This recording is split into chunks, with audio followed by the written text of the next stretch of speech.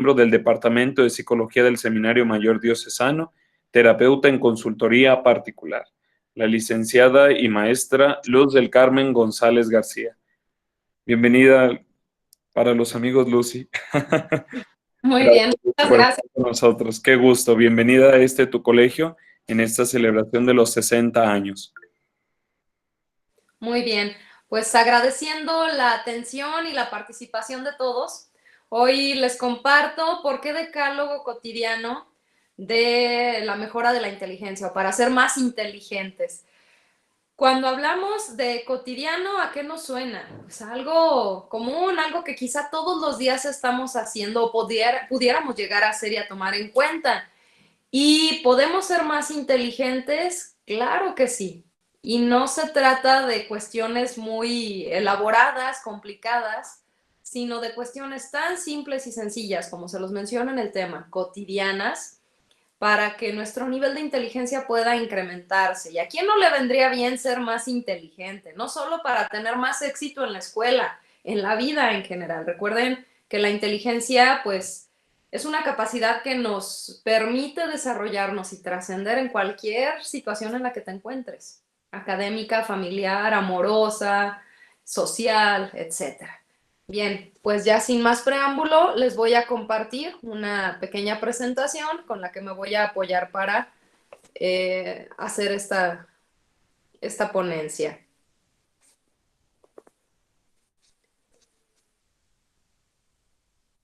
Bien, les agradezco si alguien me puede compartir, si queda ya visible para ustedes la presentación. Sí, ya se ve. Sí, se ve. Muy bien, muchas gracias. Ok, pues bueno, estamos ante el decálogo,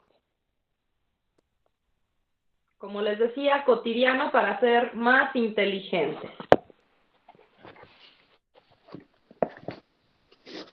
O para que tu cerebro sea más inteligente.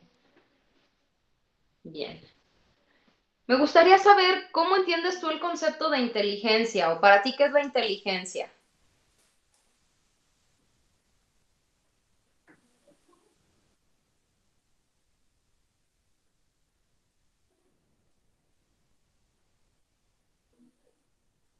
Cualquier definición o forma de entenderlo. Yo creo que es un concepto que todos de alguna manera u otra entendemos. ¿Cómo lo entiendes tú? ¿Para ti qué es la inteligencia?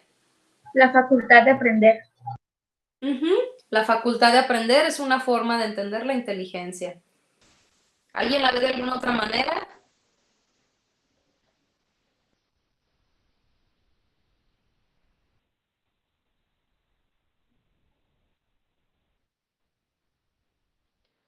Bien, en general tiene que ver con la capacidad para resolver problemas y enfrentarnos a la vida, en cualquiera de las situaciones. Yo creo que han llegado a escuchar que existe la inteligencia social, la inteligencia musical, la inteligencia naturalista para el cuidado de plantas y de animales, etcétera. O sea, las inteligencias múltiples. En este caso, pues bueno, vamos a encontrarnos con todo lo que influye en nuestro cerebro para que se desarrolle la inteligencia. Conociendo qué partes o qué zonas de nuestro cerebro tienen que ver con nuestra inteligencia, podemos saber cómo y de qué manera ser más inteligentes literalmente. Bien, y recuerden, la inteligencia no son solo los cerebritos famosos o las personas que abarcan mucha información. Una persona inteligente sabe desarrollar un negocio, sabe hacer una buena publicidad. Una persona inteligente aprende rápidamente a manejar vehículos, por ejemplo, aprende a cómo enfrentarse a una crisis incluso, a una pérdida, etc. Bueno, vamos viendo qué zonas de nuestro cerebro tienen que ver con nuestra inteligencia. Primero tenemos áreas específicas para la toma de decisiones.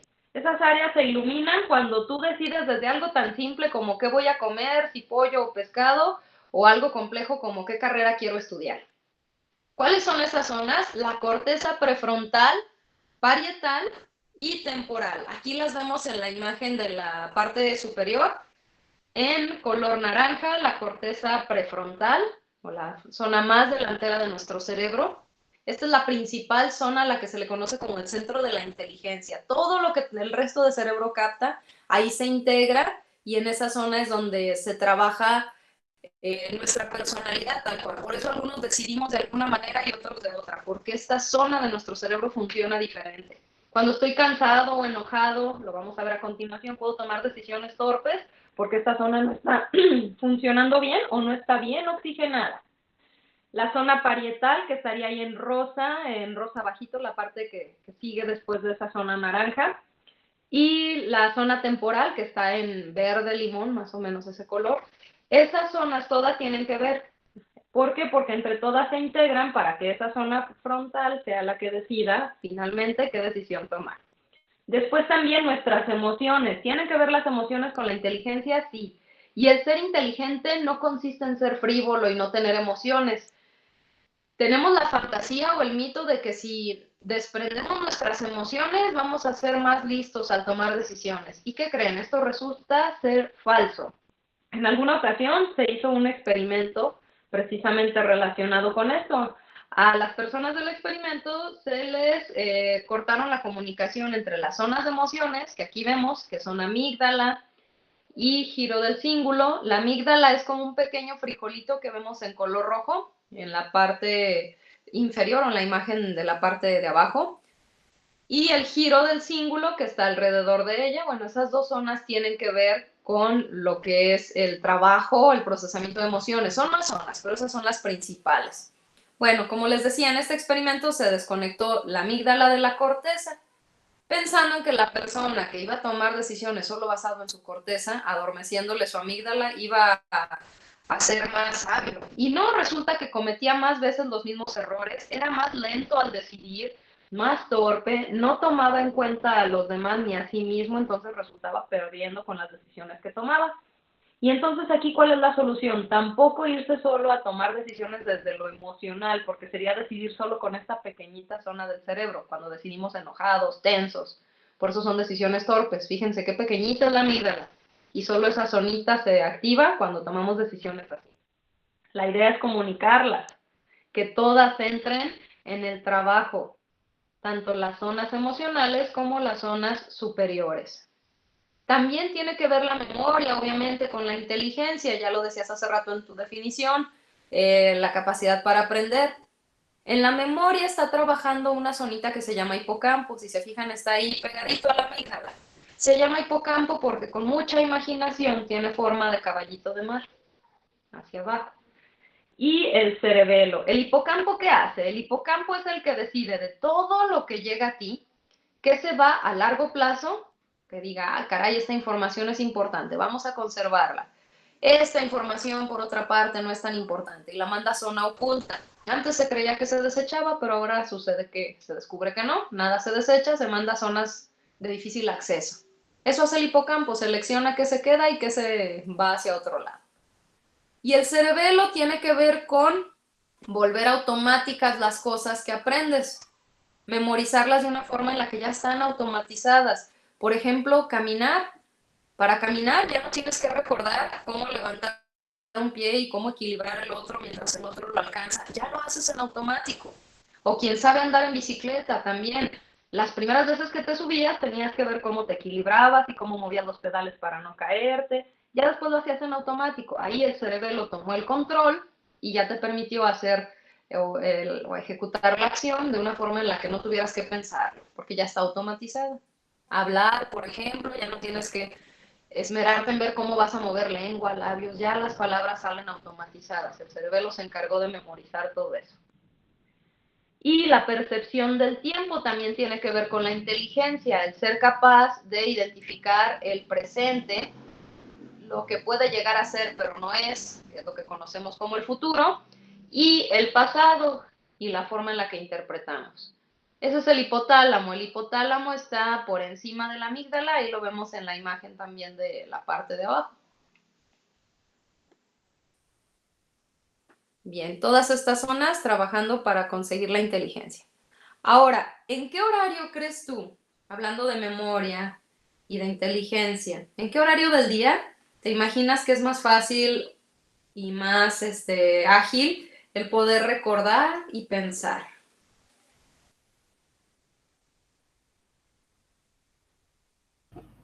En la tarde, En la tarde. ¿Por qué crees que en la tarde? porque, bueno, al menos es que en la mañana te levantas y apenas estás agarrando la onda. Cuando es la noche, el cuerpo ya está cansado y pues en la tarde pues estás al 100. Ujú. Ok, en tu caso sería en la tarde por este ritmo que mencionas. ¿Alguien tiene otra respuesta diferente? Yo creo que en la mañana, Ujú. ¿Por qué piensas eso? porque el cuerpo está como recién descansado y así, entonces al desayunar es como cuando más fácil se te pueden grabar las cosas, porque incluso dicen que el desayuno es de los más importantes, Sí, por lo así es. mismo. Sí, así es. ¿Y sabes qué? La neurociencia da la razón a esa teoría que acabas de decir. O sea, las investigaciones dan la razón a ese punto en la mañana, de hecho alrededor de las 10 de la mañana. Esto si llevas unos adecuados hábitos. Porque, bueno, lo que dices de la tarde depende mucho de la rutina con la que tú vivas. Si sueles llevar una rutina en la mañana muy estresada, ajetreada y demás, pues eso afecta. Ahorita vamos a ver por qué, porque hay dos nutrientes básicos para nuestro cerebro que influyen en que funcione mejor. Generalmente el dormir le aporta oxígeno a tu cerebro, así como el hidratarse. Y cuando acabas de despertar, precisamente pasa como mencionas, está un poquito más nutrido el cerebro y más ágil para recordar. Y a esto si le agregas el hacer un desayuno temprano, de hecho el horario ideal para tomar desayuno es entre 7 y 9 de la mañana, porque es el horario en el que el metabolismo es más ágil. Después de esta hora, el metabolismo tiende a ser más lento y se suelen almacenar más las calorías en lugar de utilizarse. O sea, hay más propensión a subir de peso y aprovechar menos los nutrientes y a que estés más somnoliento. ¿Esto por qué? Porque imagínate, el cerebro estaba en ayuno desde la noche que cenaste, todas las horas que dormiste y después de que te levantaste. Imagínate si cenaste a las 9 de la noche, por ejemplo, y ya son 10, 11 de la mañana y todavía no desayunas, ya lleva más de 12 horas en ayuno ese cerebro. Y requiere hidratarse y requiere nutrirse, si no, no va a funcionar bien. A lo mejor, estando jóvenes, lo puedes exprimir y negrear literalmente, pero llega un punto en el que te va a cobrar la factura de cómo lo trates. Entonces, mejor nutrirlo bien, mejor darle sus nutrientes a su momento para que no nos veamos después en consecuencias negativas. Estos son los dos principales nutrientes para el cerebro que les mencionaba, el oxígeno, del que ya hablé un poquito, y la glucosa. Son los nutrientes que el cerebro necesita para estar sano y feliz. También necesita otros minerales, pero estos son los principales nutrientes. ¿Cómo obtiene el oxígeno? Ya veíamos desde la respiración. Al dormir le damos una buena dosis de oxígeno al cerebro porque respiramos más profundamente. En la hidratación, lo ideal para tu cerebro es que el primer alimento, bueno, no alimento, bueno, sí alimento porque para él es alimento, pero lo primero que consumas durante el día sea agua, un vaso con agua al menos, para que tu cerebro se hidrate bien después de despertar.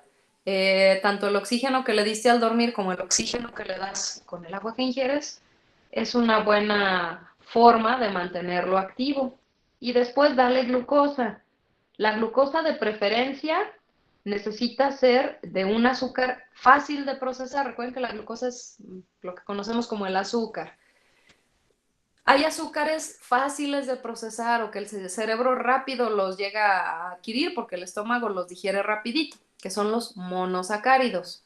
Mono quiere decir uno, quiere decir una molécula chiquita que al estómago le es muy fácil procesarle y decir, listo, ahí te va cerebro, nútrete. ¿En dónde están los monosacáridos? Pues en las frutas, la fructosa, por ejemplo. O disacáridos, moléculas ya de dos o estructuras dobles, que también son facilitas de digerir. Por ejemplo, la galactosa, que es el sacárido que está en la leche, etc. Esto le puede ayudar mucho a tu cerebro. Pero ya hablar de polisacáridos o azúcares compuestas, de moléculas grandotototas de 15, 16 o 17 estructuras, pues para el estómago es más difícil, para todo el sistema digestivo procesarlas, se tardan más y no tan fácil se convierten en energía para el cerebro. O bien dan energía, pero también la quitan porque también el sistema digestivo requiere energía para digerirlas. ¿Aquí a qué me refiero con polisacáridos? Las azúcares refinadas, la sacarosa, por ejemplo, lo de los panecillos, pasteles, chocolates, etcétera. Este tipo de azúcares que a veces consumimos para poder estar activos, refrescos, etcétera. en realidad es más perjudicial porque nos dan más trabajo que beneficio al organismo. Entonces, un cerebro nutrido y feliz puede estar muy activo y sobre todo se ha comprobado un poquito más de que en la mañana tiene más agilidad para aprender y recordar. Bien, hay 3 procesos básicos para la inteligencia. Para que la inteligencia esté desarrollada, se requiere hacer 3 cosas. No sé si ya las hallaron en esta sopa de letras. Les doy un tip, las 3 están en horizontal. ¿Qué necesitamos para tener un buen desarrollo de la inteligencia? O para ser inteligentes. Recordar. Recordar, muy bien, ya está la primera. Adaptar. Adaptar, muy bien. Analizar. Y analizar. Inhalar. Inhalar no, esa es tu secolo extra, pero a lo mejor no sé cómo está escrita, pero ya encontraron las 3 que sí van. Recordar, lo primero que necesitamos, si te fijas ahorita, para poder encontrar las palabras, necesitaste recordar qué palabras existen. Si S con T y P forman palabra, no, entonces te vas a otro lado donde sí veas letras que te suenen a una palabra lógica. Adaptar, el poder hacer un ajuste y saber unificar para poder saber cómo manejar las cosas. Y analizar, identificar el cómo le voy a hacer. Entonces la inteligencia se basa en eso, en recordar, en acceder a lo que tiene memorizado, en analizar cómo le voy a hacer y en adaptar según la circunstancia, el espacio, las oportunidades que tengo. Por eso cuando se presenta un problema y de repente sabes cómo resolverlo, te consideras inteligente porque recordaste con qué otras opciones cuentas. Hay otra. Sí hay otra, perdón, sí son 4. Creí que la había puesto hasta el final para agregarla, pero no, la puse desde ahorita. Cuando ya muestras al exterior lo que has hecho, cuando ya recordaste, adaptaste y analizaste y adaptaste, por último, así ya la hallaron. Proyectar. Exacto, proyectar. Cuando ya lo manifiesto hacia el exterior, saber cómo manifestarlo. Por ejemplo, quiero explicar algo, voy a recordar lo que sé, voy a analizar qué secuencia le quiero dar, voy a adaptarlo de acuerdo a las personas o a quien se lo voy a mencionar y por último lo voy a proyectar, es decir, tal cual, plasmar y expresar. Esos son los 4 componentes para la inteligencia. Hay algo que es contrario. Antes de ver el decálogo, vamos a ver qué no hacer con nuestro cerebro, porque en lugar de ser más inteligente va a bajar su coeficiente intelectual y su rendimiento. Un cerebro cansado, que no durmió, que le exigimos demasiado, que lo desvelamos aunque ya no podamos más. Un cerebro con hambre, como les digo, en inanición por horas, cuando haces ayunos largos, o que te pasas las horas de comida sin alimentarte. Un cerebro enojado, el enojo está comprobado, no es malo como emoción, pero ya mantenerlo de una forma constante disminuye la oxigenación cerebral y el enojo disminuye la inteligencia. Una persona constantemente enojada se vuelve menos inteligente, o durante el enojo también. Y la monotonía, el hacer siempre lo mismo y de la misma manera, no cambiar nuestras actividades, estar arrutinados, etc. Todo eso puede disminuir la capacidad del cerebro hasta un 20%. Es decir, si alguien vive en estas condiciones y tenía un CI de 100, después de un tiempo va a tener un CI de 80. Su cerebro va a rendir menos, hasta el 20% menos, y esto es poco a poco, pero sí se va reflejando. Bien, ahora sí vamos propiamente con el decálogo o las 10 actitudes básicas para ser más inteligentes. Comprobado neurológicamente que tienen este efecto. La primera de ellas, saber utilizar el tiempo. Me gustó esta frase, time is brain, tiempo es cerebro, en lugar de tiempo es dinero.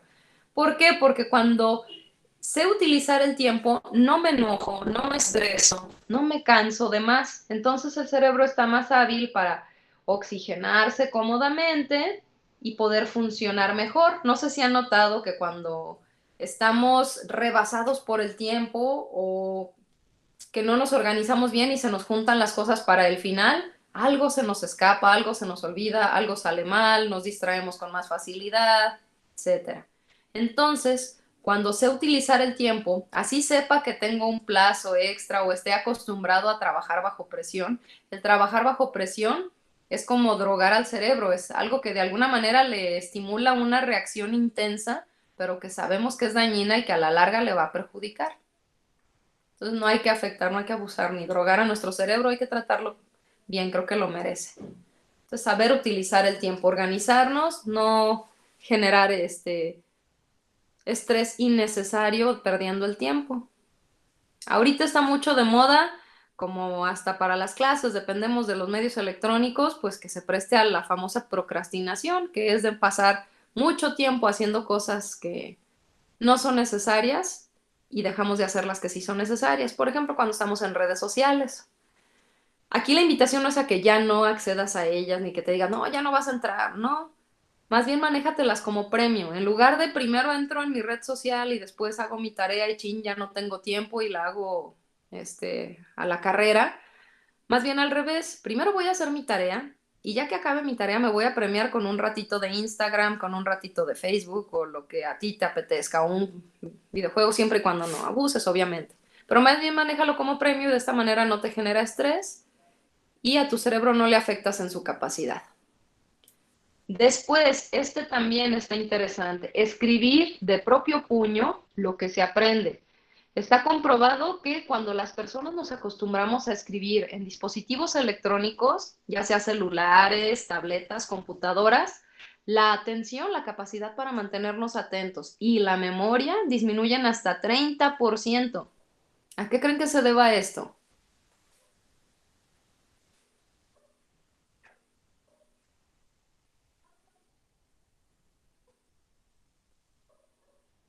¿Por qué creen que escribir en el dispositivo afecta la atención y la memoria y el escribir a puño no afecta a la memoria?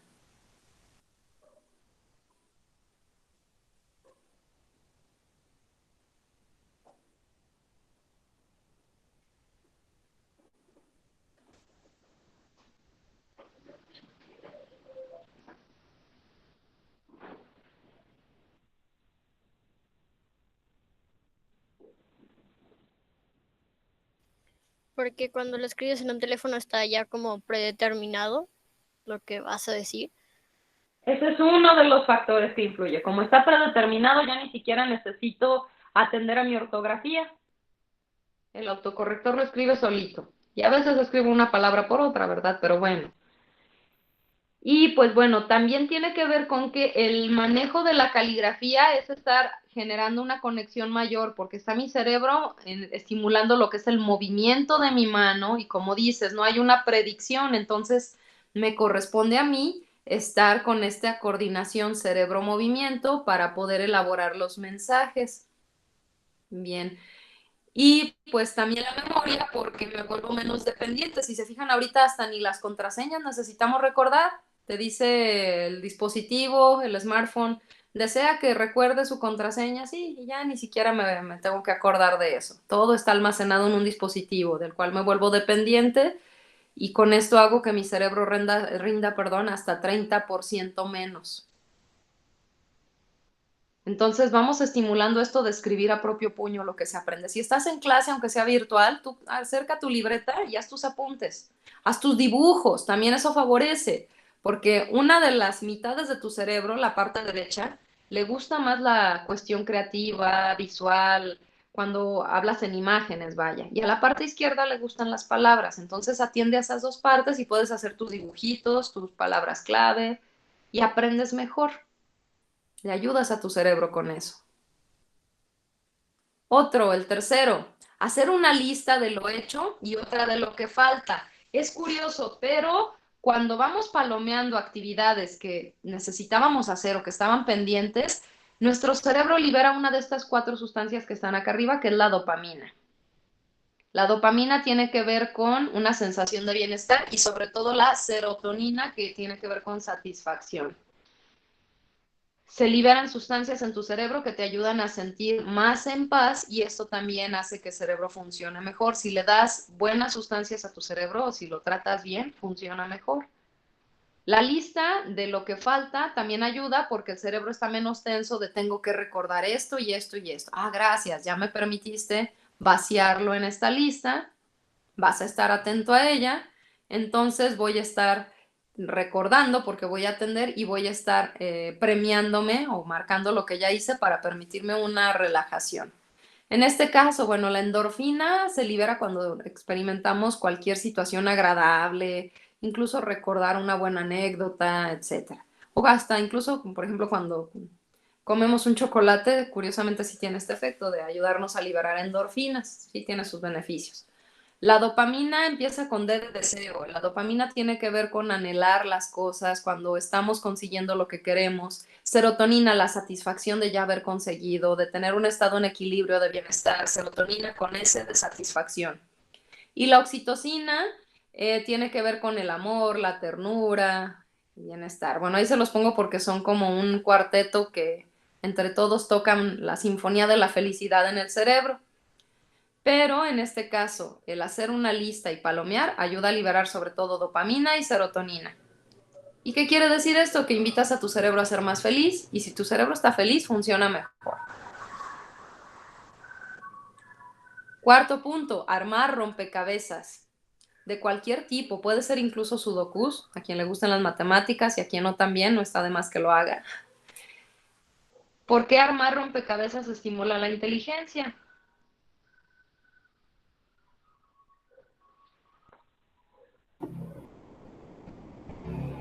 Hace que te muevas más. Así es, que estés más activo, alerta. Recuerda que los 4 elementos para la inteligencia, ¿cuáles son? Los que vimos en la sopa de letras. Analizar, proyectar, Ujú. Inhalar. Ese siempre no, ese se coló. Bueno, también ayuda de alguna manera, pero creo que no era la intención ponerlo. Primero, ¿cuál es? Con R.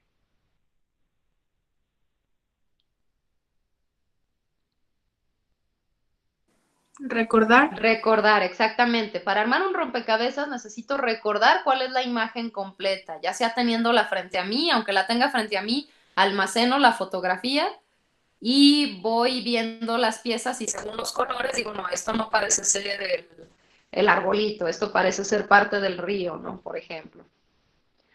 El adaptar, que era otra de las que estaban ahí, tengo que ver en dónde sí embona la pieza, dónde sí tiene que ver lo que está plasmado con lo que está alrededor de, analizar cómo le voy a hacer, por dónde puedo empezar para que se me facilite, ya sé, si empiezo por las orillas es más fácil, eso es el resultado de analizar, y proyectar tal cual ejecutar el armado. Bien, entonces ahí tendríamos por eso los 4 elementos. Por eso es que los rompecabezas ayudan a estimular y a desarrollar la inteligencia. Sí nos volvemos más inteligentes cuando tenemos este pasatiempo.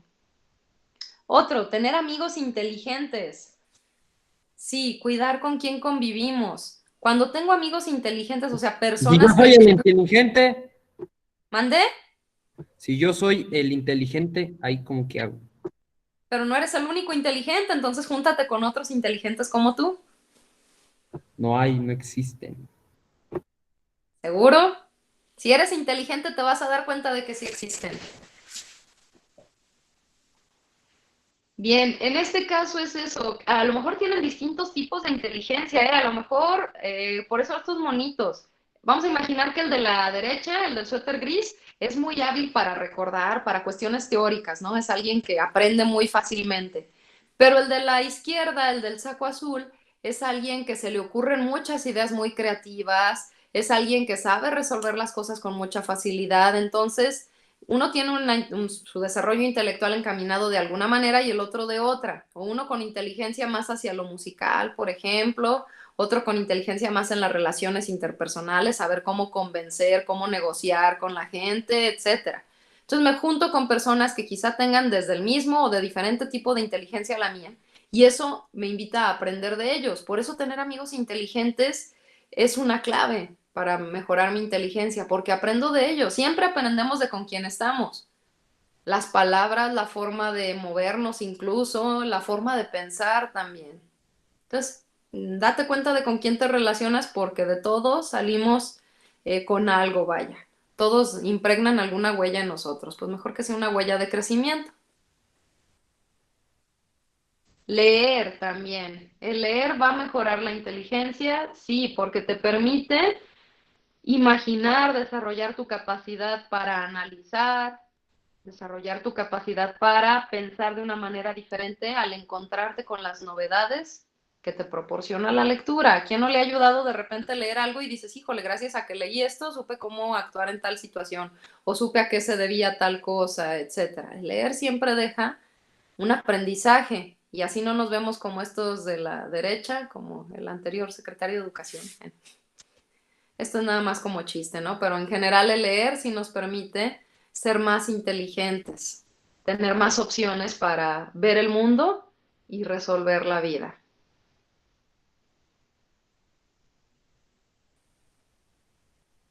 El 7, si el cerebro explica a otros, se hace más inteligente. Aquí una ventajota para los maestros, para los educadores, incluso para los papás, que por cierto ahorita están la gran mayoría de ellos ejerciendo también como maestros auxiliares en casa, algo muy valioso. Y si tú no tienes ni hijos ni alumnos, no importa si tienes hermanitos, primos, amigos, por eso ayuda mucho la técnica de juntarse a leer en la que todos explican. ¿Por qué? Porque de alguna manera el explicar te ayuda precisamente a recordar, a analizar, a adaptar y a expresar, a manifestar a los demás.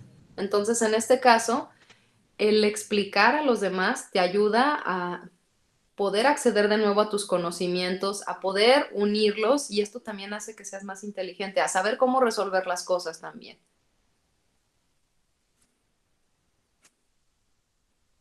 Explícate a ti mismo, si no tienes otra persona a quien desarrollarle una explicación, pues aunque sea a ti mismo, te ayuda el hacerlo de una manera exteriorizada o verbalizada, porque esto también invita a que hagas uso de todas tus capacidades para saber cómo explicar. El 8, de vez en cuando también se necesita que nuestra forma de resolver los problemas sea azarosa o rápida, es decir, espontánea, porque esto también le ayuda a la creatividad. De repente necesito, por ejemplo, aquí en esta imagen, ¿a quién ayudarías primero? La enfermera se le cayeron sus papeles, el señor fracturado se le cayeron las muletas, el niño está llorando y solo, y la mujer aparentemente ciega está por tumbar y quizá chocar con una maceta, ¿no? Entonces, ¿cómo le voy a hacer? Azarosamente, de una manera ágil, no me van a esperar, no van a estar un ratote equilibrándose a ver a qué horas decido a quién ayudo. Necesito ser express para decidir a quién voy a ayudar en ese caso. Y así en general, muchas veces necesitamos tomar decisiones inmediatas. El saber tomar decisiones inmediatas y no solo decisiones bien pensadas es parte de la inteligencia, porque no siempre las situaciones y la vida te van a dar tiempo para que pienses, para que consultes con la almohada. No, de hecho el ser inteligente no es siempre hacer esto de maquilar, también el saber resolver de una forma ágil. 9, el aprendizaje de un nuevo idioma.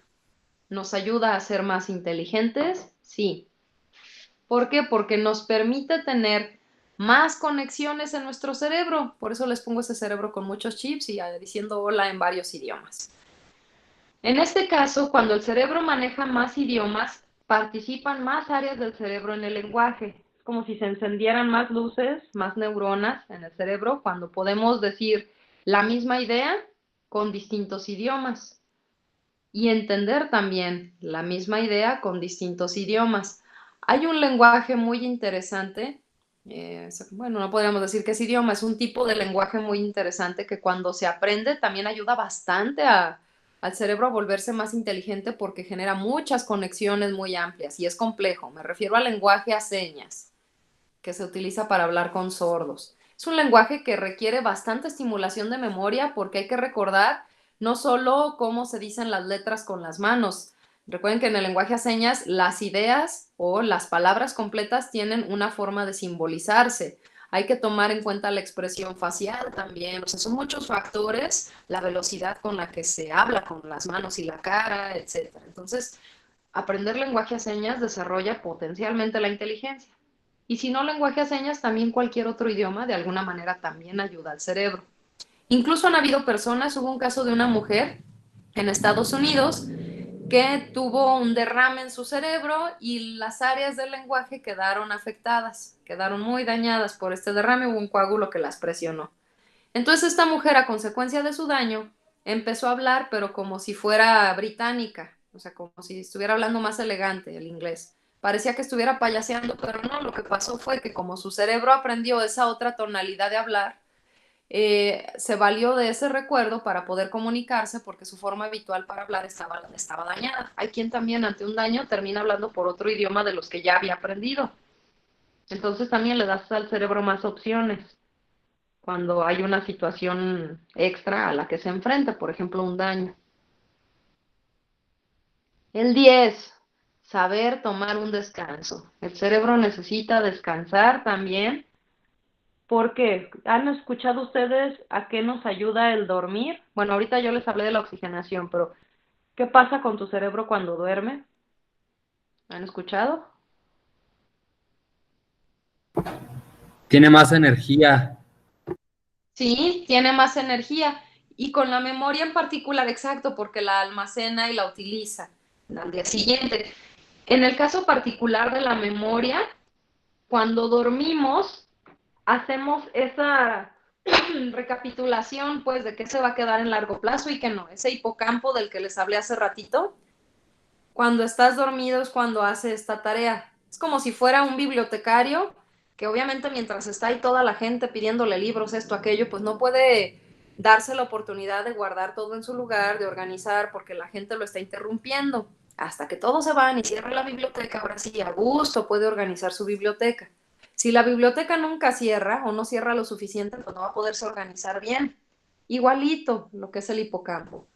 Si estás despierto, estimulándole con pláticas, con películas, con cualquier cosa que lo distraiga, videojuego, etcétera, no va a poder tener oportunidad para saber hacer su almacenaje de lo que va a conservar y de lo que no va a conservar a largo plazo. Y si duermes, entonces dices, ay, gracias, me estás dando chance de trabajar a gusto y entonces voy ahora sí a almacenar aquello que necesito y a mandar a la zona oculta lo que no para poder tener un espacio suficiente para poder funcionar bien. Entonces se asocia a una buena memoria el saber tomar un descanso. O sea, se va como a la zona cero. Sí, exacto. A la zona fantasmal de Danny Phantom. Sí, y le ayuda precisamente esta zona para, sin distracciones, hacer a gusto su tarea de organizarse. Entonces, una persona que no duerme bien tiene una memoria más deficiente, más falla, se le olvidan más las cosas, no almacena tanto a memoria a largo plazo.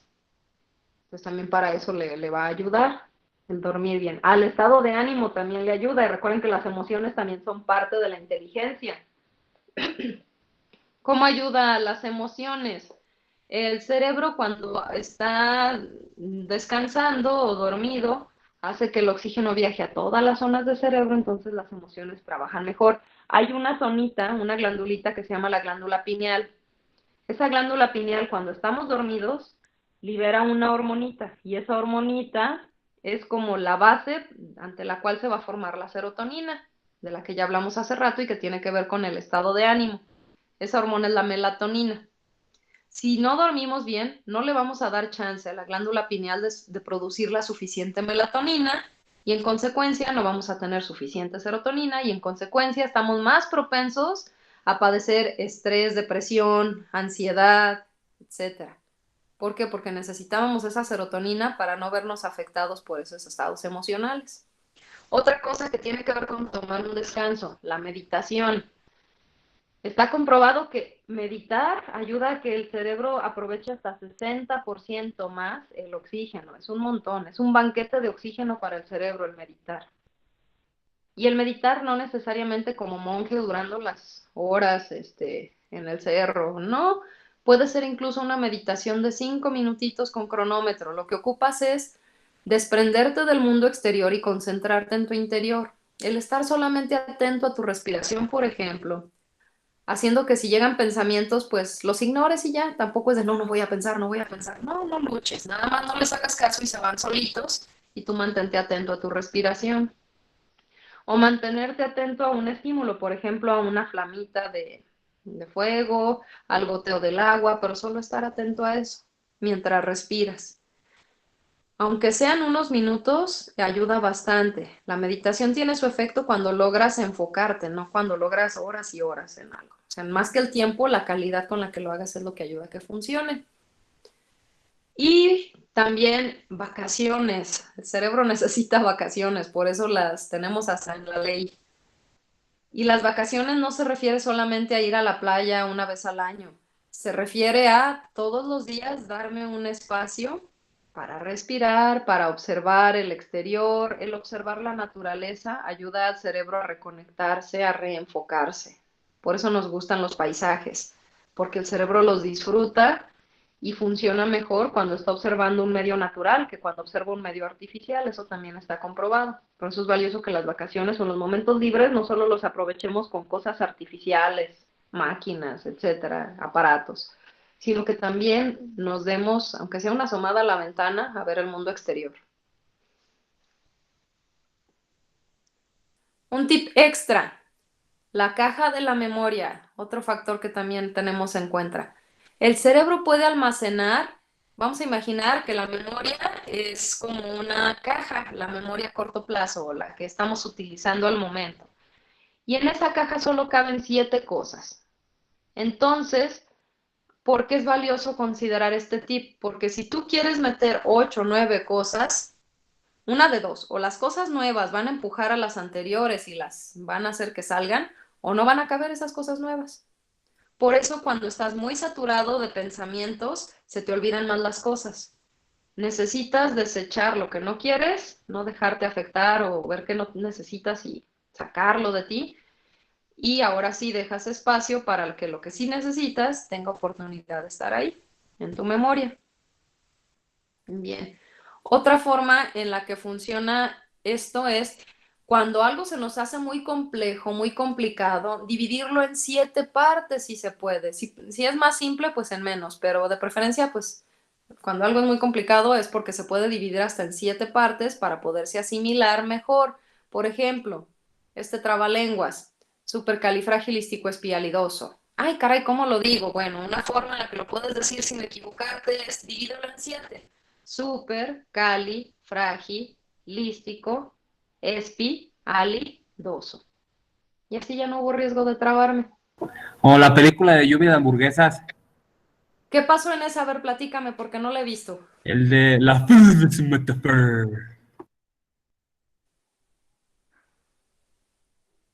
Ah, ¿qué pasaba con eso? Era como para decir, ¿lo tenían que repetir o qué pasaba con eso? Es que es un trabalenguas que se hizo en esa película, está bien bueno. Ah, Una frase muy famosa, de hecho. órale, no, pues sí. Me voy a dar a la tarea de verla, porque sí, para saber del trabalenguas este. Muy bien, pero sí, y en este caso trabalenguas o cualquier cosa compleja, divídela en 7 partes y eso ayuda a que lo proceses mejor. Tan simple, ¿no? Por ejemplo, si necesitas ir a comprar cosas y, ay, no, es que se ocupa, no sé, jabón, desodorante, shampoo, esto es, ay, caray, ¿cómo lo voy a recordar? A ver, voy a hacer cuántas son. Solo voy a memorizar. Ah, son 5 cosas. Bien, y al saber que son 5, ya digo, la número 1 es esta, 2 esta, 3 esta, 4. Y recuerdo más fácil. Y si algo se me escapa, pues ya sé que solo tengo 4 a la mente y que sí me faltó una. Y cuando solo quiero recordar las cosas sin clasificarlas o dividirlas, es más complejo porque es como querer asimilar el trabalenguas completo todo el tiempo.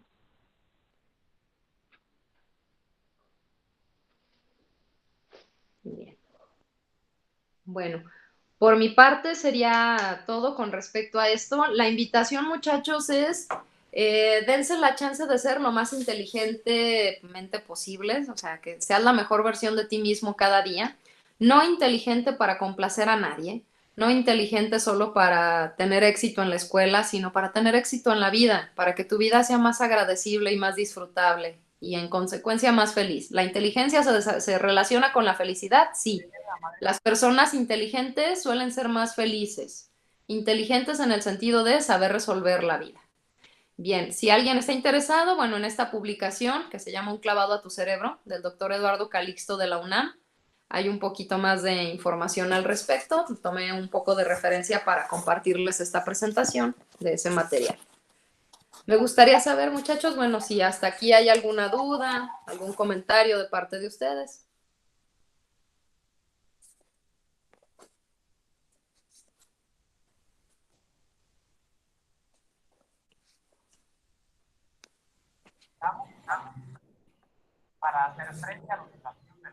¿Alguien tiene alguna duda, muchachos?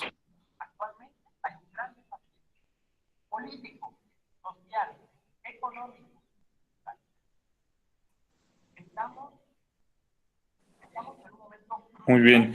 Maestra Lucy, te agradezco mucho el que hayas compartido con nosotros este momento. Un gusto siempre también escuchar. Perdón que estamos aquí un poquito moviéndonos entre una conferencia y otra, pero gracias por compartirnos. Yo creo que lo más importante de este decálogo cotidiano es que aprendamos a que son acciones que no nos cuestan trabajo, pero que nos dan vida. Siempre he considerado que aprender de esta gran maquinaria, de esta gran naturaleza que somos, sobre todo de nuestro cerebro, pues es fundamental para que nosotros aprendamos también a vivir. Gracias por este momento que ha compartido con nosotros. Tenemos de parte del colegio un pequeñito detalle que le haremos llegar. A lo mejor ya tengo un pretexto para ir a San Juan a saludarles, pero será un gusto estar algún día ahí con ustedes. Muy bien, excelente. Gracias, tú me sabes que eres bienvenido. Y Gracias, muchas gracias también a ustedes. Para mí es muy valioso que se hayan permitido participar, no solo para mí, para los compañeros que los fueron escuchando. Y pues bueno, agradezco también su atención, su presencia, la invitación por parte del colegio y pues gracias por su atención. Muchas gracias, Lucy. No sé, muchachos, si alguien tenga alguna última pregunta, comentario, algo. No, todo está muy claro, muy claro. Muy claro, ¿verdad? Ok. Muy bien. Les agradezco mucho por su atención. Esperemos que cualquier cosa que se necesite, aquí estamos al pendiente, Lucy. Gracias por este tiempo que te tomaste para todos.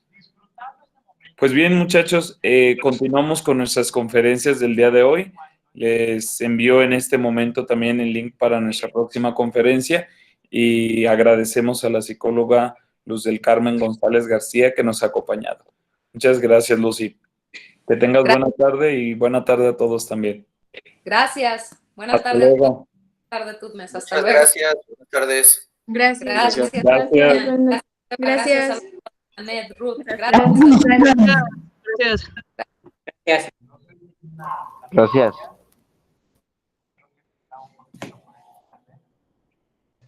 Gracias. Me dice porque yo... Adelante, Pablo. Sí se ve. Ok. Gracias. Ok. 1. Primera enseñanza, la vida y dignidad de la persona. Dice, la dignidad de la persona humana está enraizada en su creación a imagen y semejanza